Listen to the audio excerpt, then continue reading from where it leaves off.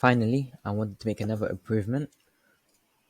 So far we have a number of different authenticators. However, with the password authentication, there's the risk of brute force as there's an unlimited number of attempts allowed.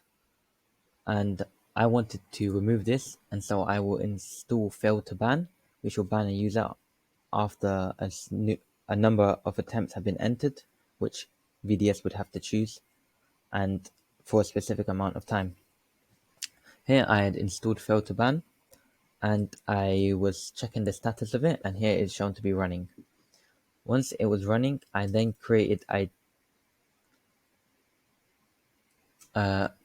directory. We needed to go into the directory for Fail2Ban and configure the jail.config file. And so I had to write this piece of code to get access to the file inside it. I then scrolled down to edit the code within. Here I had to change ignore self equals to true and also allow for the ignoring of an IP. And then I also, the main part here, which was max retry, which is the number of retries a user is allowed, I changed this to 3 so that after 3 attempts, a user will be locked out for a specific amount of time, which I chose as 300 seconds, which is also equivalent to 5 minutes. That meant if you typed in the password 3 times and it was incorrect, the IP address that you were connecting from would be banned. This would prevent lots of DDoS and dictionary attacks and brute force attacks, which VDS could very well be victim to.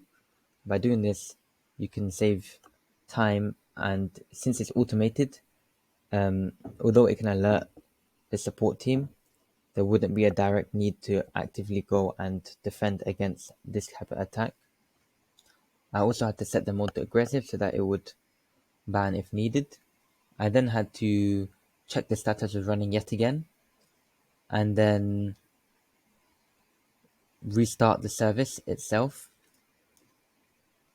Now I wanted to test Fail2Ban, and so I connected using my hotspot, as you can see, Yusuf's iPhone, and then it had the IP address here, and this was a Wi-Fi 2.4 Hertz.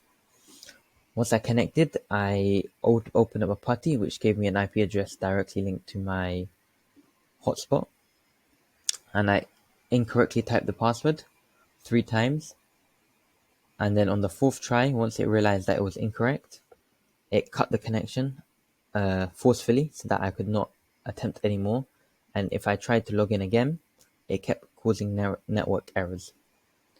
And then I went back onto the previous network that had not been banned by switching IPs and networks, and as you can see here, there was one banned user, which was the IP address here, this one here that I had used previously, and they've been denied access from the web server.